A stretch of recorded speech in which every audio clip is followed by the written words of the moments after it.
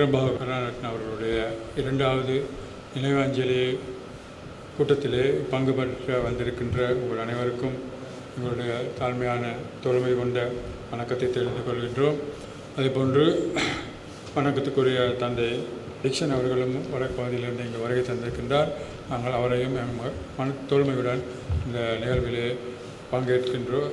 இதற்காக வரவழைக்கும் வாழ்த்துக்களை கூறுகின்றோம். உண்மையில் இன்றைய நாள் ஒரு தமிழ் மக்களுடைய நெஞ்சங்களிலே மிகவும் ஒரு கசப்பான ஒரு நாள். ஏனென்றால் இன்றைக்கு 43 ஆண்டுகளுக்கு முன்பு வெளிக்கடை சிறைச்சாலையிலே ஜூலை 25ஆம் தேதி குட்டுமணி தங்கத்துறை உட்பட 53 போராளிகளை கொன்று குவித்த ஒரு திட்டமிட்டு கொன்று குவித்த ஒரு நாள். அன்றைய நாள் முதல் இலங்கையிலே மிக மோசமான ஒரு இனக்கலவரத்தை தூண்டி அதன் ஊடாக தமிழ் மக்களுடைய சொத்துக்கள், தமிழ் மக்களுடைய உயிர்கள் அனைத்தும் காவு கொள்ளப்பட்டன. இது திட்டமிட்ட ஒரு செயலாகவே நாங்கள் காண்கின்றோம். அந்த அடிப்படையில் இன்றைய நாள் ஒரு கரிநாளாக நாங்கள் கடந்த காலங்களிலே அதை நினைவு கூர்ந்தோம். இன்று கலாநிதி விக்ரம்பாபு கருணாரத்ன அவர்களுடைய மறைவையொட்டி அவர்களுடைய இந்த நாளிலே ஜனநாயக ரீதியாக தமது போராட்டங்களை தொடர்ச்சியாக தமிழ் மக்களுக்காகவும் தமிழ் மக்களுடைய உரிமைகளுக்காகவும் தொடர்ந்து தன் உயிர் நீக்கும் வரை அவர் இந்த போராட்டத்திலே பங்கெடுத்திருந்தார். எனவே அவர் ஒரு கட்டத்திலே இனவாதிகளுடைய விரோதியாகவே தென்பட்டார்.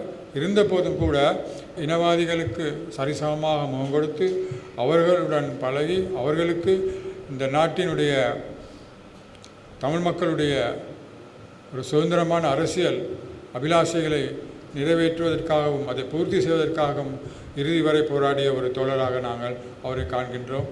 இந்த நாட்டு மக்களும் ஒரு பிரிவினர் அவரை அவ்வாறு ஏற்றுக்கொள்கின்றார்கள். எனவே இன்றைய நாளிலே அதேபோன்று இந்த ஜூலை கலவரத்தை ஏற்படுத்தி சிறைக்கூடத்துக்குள்ளே திட்டமிட்டு செய்த அந்த செயல்பாடு அண்மையிலே நீர்கொழும்பு சிறைச்சாலையிலும் அதேபோன்று 28க்கும் மேற்பட்ட கைதிகளும் அதேபோன்று அதிலே கடமை செய்த ஜெயலர் அவர்களும் கொல்லப்பட்டிருக்கின்றார்கள். இங்கே இந்த நாட்டிலே மிக மோசமான செயற்பாடுகள் இந்த சிறைச்சாலை கூடங்களிலே அவ்வப்போது நடைபெறுகின்றது. எனவே இதனுடைய விசாரணைகள் அவ்வப்போது செய்தாலும் கூட இன்று வரை எந்த விதமான ஒரு விசாரணைகளும் வெளிவந்ததாக தெரியவில்லை. அதனுடைய உண்மைத்தன்மையை கண்டறியக்கூடிய ஒரு விசாரணையும் முன்னெடுக்கவில்லை. எனவே இன்றைய காலத்தில் அண்மையில் நடைபெற்ற இந்த நீர்கொழும்பு சிறைச்சாலையுடைய விசாரணையும் அவ்வாறு மூடி மறைக்காமல் அதில் உண்மைத்தன்மையை வெளிக்கொணர வேண்டும் என்று அரசை நாங்கள் வலியுறுத்துகின்றோம்.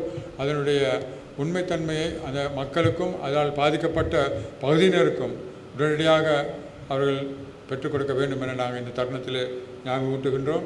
அதே நேரத்தில் மறுபகுதியிலே விக்ரம்பாபு கருணாரத்ன அவர்கள் இந்த நாட்டின் அனைத்து பிரிவினருக்காகவும் ஒடுக்கப்பட்ட மக்களுக்காகவும் பாதிக்கப்பட்டவர்களுக்காகவும் மலையக மக்களுக்காகவும் பக்கசார்பின்றி உண்மையான உரிமையை பெற்றுக் கொடுக்க வேண்டும் என்று அவர் போராடினார்கள். அந்த போராட்டத்தின் பின்புலமாகவே நாங்களும் அவருடன் இணைந்து அவர்களுக்கு கை கொடுத்து தோளோடு தோள் நின்று இங்கே அமைந்திருக்க அனைவரும் அவருடைய கொள்கையை ஏற்று செயல்பட்ட செயல் வீரர்களாக இங்கே அமர்ந்திருக்கின்றார்கள்.